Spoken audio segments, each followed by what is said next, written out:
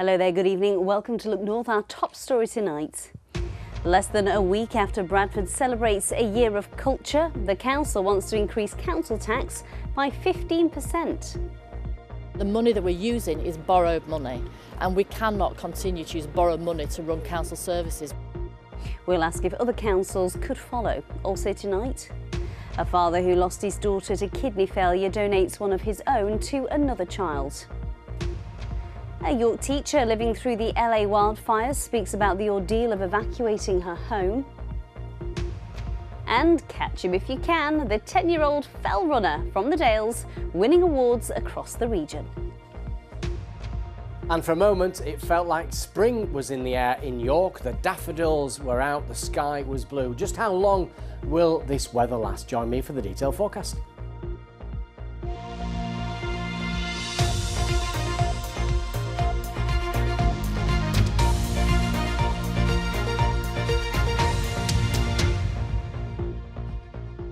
Thanks for your company this evening. It's Wednesday, the 15th of January. How did it get to there already? Now, less than a week ago, Bradford was celebrating the beginning of its year as City of Culture. But today, the council has been speaking about its financial troubles and says it wants to increase council tax by almost 15%. Now, council tax pays for services like your bin collections, the upkeep of the parks, social care, and local authorities can increase that council tax by up to 4.99% a year without having a referendum. Leeds, Kirklees and North Yorkshire have all said that they plan to do this for those living in their areas, but Bradford have asked the government for special permission to increase their council tax by up to 14.99%. Now that would mean someone living in a Band A property could pay up to £170 extra over a year, and those in higher band properties will be paying hundreds of pounds more. Our Bradford political reporter Aisha Iqbal is across this story. She's been in the city centre for us tonight. Aisha, just explain, why have they got to do this?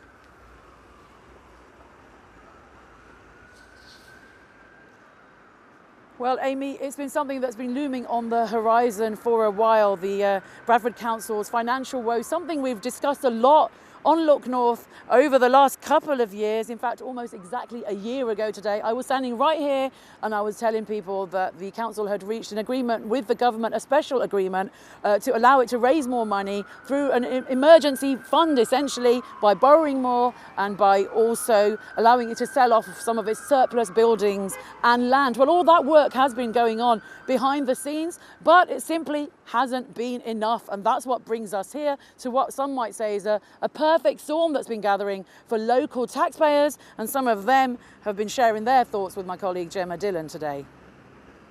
People reacted with shock in Bradford today when they heard about the council's plans. I feel that we're struggling as it is, and I'll have to do some sort of research into other, but I don't feel very good. I think it's inevitable. Central government funding to places like Bradford has been slashed and slashed over the last 20 years, and particularly with the social care budget having to be handled by local authorities, they've got nothing left in the coffers. Bradford is, of course, UK City of Culture 2025, and the authority spent £50 million on a flagship new music venue, Bradford Live. That's double the £25 million it was expected to cost, and it still stands empty. So has this year of culture added extra pressure on the council's books? You'll have seen from the council budget, there's only 2% of our budget is spent on sport and culture. 2/3 of our budget, nearly 65%, is spent on adult social care and children's social care. That's where the financial pressures are for the council. The money for City of Culture has been brought in, the vast majority of it directly from government, from DCMS, National Heritage Lottery Fund, and from the Arts Council. And that's the money they're spending to give us a really great year this coming year. City of Bradford Council aren't the only authority feeling financial strain, but the Local Government Association says it has faced some unique challenges. The council tax base is what we call low, so it has more Band A and Band B properties, more generally, I think, more terraced houses, things like that, and that means an increase brings in less money than it would in my council of Milton Keynes, where we have more higher value properties. The problem with that is in places like Bradford, where they have high levels of deprivation, which also means they have high levels of need, particularly in things of children's services. When they put up council tax, they get less money in. The authority's financial problems are largely driven by a huge overspend in its children's services, which were taken over by an independent trust in 2023. So great were the many challenges the authority faced that last year the council had to request special permission from the then Conservative government to borrow an extra £220 million over 2 years. The government quite rightly stepped in and took children's services off Bradford Council, and now we see Bradford Council reporting £130 million loss, as well as children's services being an additional risk factor to them of £150 million. So without doubt, the diabolical management that Bradford Council have had over children's services has had a negative impact now on all of the council taxpayers. The money that we're using is borrowed money, and we cannot continue to use borrowed money to run council services. We have to get back to just using the money that we have to spend on those services, and no more than that. And with all the bills stacking up for the authority, the question is, will this proposed hike in council tax keep them afloat? Gemma Dillon, BBC Look North. Now, as we heard there, a big factor in Bradford Council's financial woes is the cost of running adult services and children's services. In fact, it eats up 2/3 of the total money available to the council. And one sobering statistic, I've been told, that the total spend, the total cost of those two departments alone is more than the total council tax collections that Bradford Council makes. So all those pressures continue in the background with this latest intervention, as do calls nationally for reform on how social care is funded. But the bigger picture for local taxpayers, that debt burden continues to grow. In fact, Bradford Council has borrowed £300 million plus over the last 3 years. Their total debt burden is going to be £900 million, I'm told, soon. And when you add on the sometimes eye-watering rates of interest, we're looking at £1 billion of debt that the council is going to have. Now, the council tells me that this is part of life for local authorities, and the bigger picture is that this latest intervention is going to be important in helping solve long-term problems. Aisha Iqbal, thank you for your time. OK, we're going to stay with the services that our councils run, and a report today about special educational needs provision says that we are in desperate danger of failing an entire generation of children. The Public Accounts Committee, which is made up of a cross-party group of MPs, was highly critical of the SEND system and described it as unaffordable for local authorities. Leeds City Council is one of the worst in England when it comes to assessing children for special educational needs within the recommended 5 months. Beth Parsons has more. Children with SEND have, I believe, been forgotten for far too long. Words from the Education Secretary, as today a new report described the special educational needs system as having reached crisis point. A couple of 100 miles from that discussion is 9-year-old Cademan from Yeadon. So this one is my favourite. He was diagnosed as autistic 2 years ago and has changed schools twice, as his mum Helen tries to navigate the complex process of getting him the right support. I think in the past I would have been very much of the view that it's all schools' fault and they're not doing enough, but I now see it from a slightly different angle, and I've come to realise over time that actually a lot of schools are doing their absolute best, but the reality is that they are limited. In March last year, Helen applied for an educational healthcare plan known as an EHCP, which should set out guidance on how best to meet a child's needs. Nationally, applications for these have soared by 140% over the last decade. The government labels 20 weeks as the maximum amount of time a child should have to wait. Cademan has waited 42. If he doesn't get one soon, there's a risk he'll have to change school again and go back to mainstream without the support. The success rate of meeting this time frame varies massively across our region. According to the report, Leeds is only getting it done for 8% of children. Kirklees is at 13%. Meanwhile, Calderdale and York are both more than 96%. In a statement, Leeds City Council say they've seen significant demand pressures, issuing over 900 new EHCPs last year. They say they're investing significantly in provision, practice and process relating to SEND in Leeds. Parents are faced with very, very different experiences, as you say, with places like Leeds failing to meet for the vast majority of parents this statutory requirement to try and process the education and healthcare plan within 20 weeks. The highly critical report today describes the whole system as in crisis. It makes a number of recommendations, including better support for children, whether they're in mainstream schools or ones with special provisions, regardless of waiting for an EHCP. There are also plans for more money. We'll be setting out more this year on the direction of travel, but through the budget, an extra £1 billion going in to support for children with SEND, additional investment around capital. But this is a complex and challenging area in terms of the longer term reform that I believe is required. I like them in importance, so... Meanwhile, stuck in a system in need of a rebuild, children like Cademan continue to wait. Beth Parsons, BBC Lit North, Yeadon. Gosh, it's quite an eye-opener, is that report. James Vincent, our political editor, joins us now.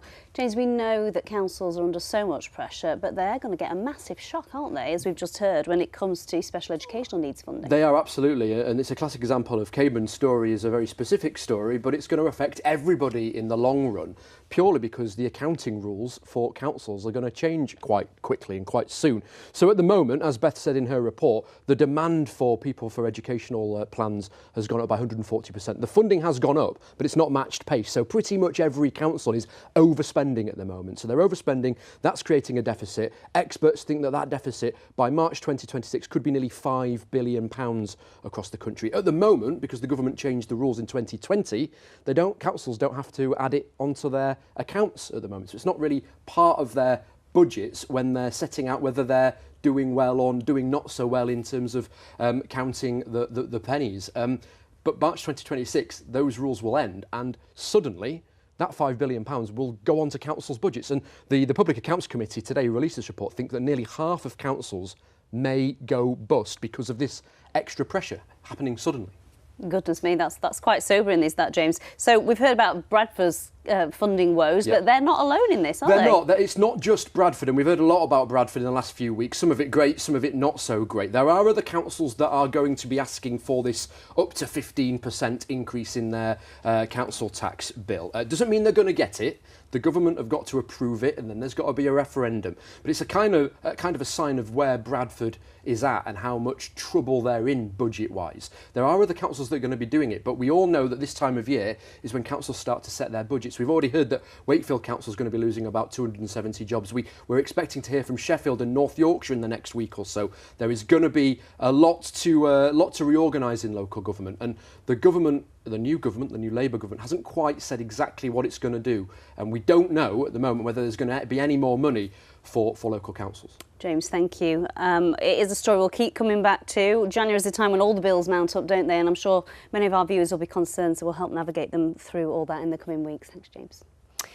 OK, let's have a look at some other news coming into our newsroom now. The jury at the trial of a man accused of murdering a teenager in Leeds has started considering verdicts. 18-year-old Jamie Mee was stabbed to death and a 16-year-old seriously injured when they were dragged out of a taxi in Armley in March 2023. 23-year-old Ranai Wilkes was arrested at Leeds Bradford Airport last year. He denies murder and attempted murder. The planned closure of a cheese packing plant near Ripon in North Yorkshire has been met with concern from local councillors. Saputo Dairy, who also own the Wensleydale Creamery at Hawes, which will remain open, plan to move the packing plant from Kirkby Maltseed to Nuneaton, putting around 80 jobs at risk. Local councils said it would be a significant blow to the local community.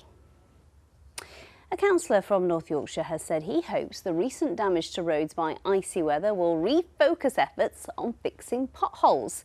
Tomorrow we'll be reporting further on that issue. We want to see the worst of your potholes. This really gets you all going. Send us your pictures to look.north@bbc.co.uk or scan the QR code on your screen. There it is. And we'll feature as many of your pictures as we can on tomorrow's programme. Now, whilst we've been experiencing freezing cold temperatures here, as you've probably seen widely reported, there have been some wildfires in LA. This is just devastating, isn't it? Sian McArdle is from York and she now lives with her family in Los Angeles, where she works at a local school. Well, earlier I caught up with her as she explained how they'd all had to be evacuated from their home. We woke up in the morning by these alerts going off on all of our cell phones saying, evacuate now, wildfires in your area. We put everything in the car. And then we went outside. We noticed a lot of the neighbours were leaving. We got on the freeway and we drove down to my school campus because we didn't know where we were going to go. The hotels were all full.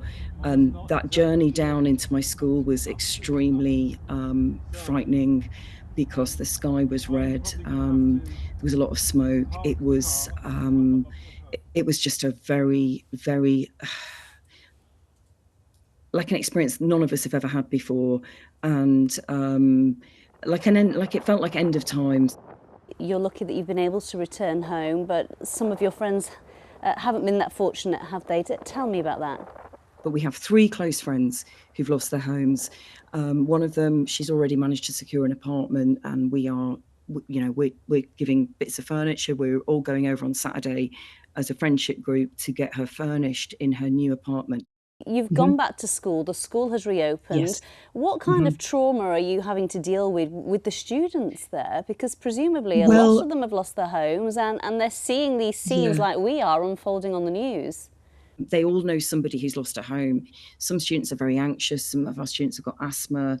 So we're just trying to create a calm environment at school. We're not talking too much about it because we don't want the students to overly focus on it. So we are sort of trying to get back to normal life in school, but we are providing counselling. And Sian, just describe to me, what is the atmosphere like out on the streets in LA? Obviously, you'll see in the media, there's been stories of people looting and doing that kind of thing. But what we're seeing here is this incredible response of generosity and compassion from the people of Los Angeles and beyond. This might not be the end of the nightmare. You are still on high alert, aren't you, for those winds that you've been told could pick up again? I think we're all going to have a sense of unease moving forward, because now this has happened, what we will all know, that we can have a ferocious fire like this that can take out a town of 42,000 people. I mean, this is a town the size of Durham has burnt down. What we all know now is this could happen again. Well, Sian, our thoughts are with you and with your friends over there. Stay safe. Now to the story of 700 people who've come forward after an appeal for a kidney for a 12-year-old boy living in care in Leeds. The transplant team at Leeds Children's Hospital says it's been a phenomenal response. It really has, hasn't it? Meanwhile, a man from Tadcaster who gave his kidney to an 11-year-old girl after his own daughter sadly died from kidney disease has been speaking to our reporter Olivia Richwald. I love you so much and I hope to see you again soon. Bye. Kiss, kiss. Bye. She was a rare sunshine. She was always smiling, no matter what procedure she'd have done or how badly she was feeling in hospital. And she went through some dark times with her, but she was always smiling. Everybody loved her. Sarah Emmett was born with a genetic kidney condition. When she was 7, her parents appealed for a life-saving donation. Will you give me your kidney? I'd like to do. Today? I would if I could. Hundreds of people offered to be a living donor, and Sarah received a kidney and survived for another 12 months before she died from complications in 2021, aged 8. Now her dad has donated one of his own kidneys to save the life of an 11-year-old from Devon. He says it's what Sarah would have wanted. I always wanted to give Sarah a kidney, but I wasn't a match. And then last year I saw an appeal, a dad asking for a live kidney donor. And I saw the similarities between his daughter and my daughter and Sarah would have been the same age as her. I just said, yes, you can have one of mine. Andy donated his kidney in November. A healthy person can live a normal life with just one, and the recipient of the kidney no longer has to endure hours of dialysis. Not everybody who comes forward can actually donate a kidney. They have to go through stringent tests that can last anywhere between 3 to 6 months. The most important thing is the healthy individuals who are donating kidney now remain healthy for the life, and their health is not affected. Last week, Leeds City Council made an urgent appeal for a donor to save a 12-year-old boy in care who has kidney failure. 700 people have come forward.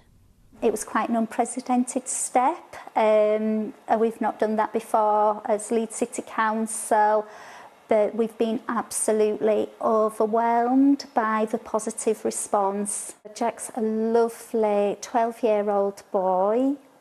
He loves to build Lego, he loves to see his friends, he loves to watch YouTube videos, he's got a great sense of humour. Yeah, he's just your average 12-year-old boy with those interests. He's lovely. Meanwhile, this dad has given someone else's child the gift of life. Have you heard from the little girl's family? How's she doing? I got a message from a dad this morning, to say it was so nice to see her skipping off to school that they've not seen. It's like I've got a totally different child. What would Sarah have said if she'd known her dad had done this? Oh, she'd been dead proud of me. Yeah. What an amazing thing, such a heartwarming story there. We're going to end with another child now. A 10-year-old fell runner is being hailed as a star of the future after winning the Under-11s West Yorkshire Cross Country League. Callum, a pupil at Cecil Primary, is also North Yorkshire champion and trains 3 times a week on the fells near his home in the Yorkshire Dales. We've been out training with Callum, his dad Mark, his twin brother Finley, and there she is, Sister Maya.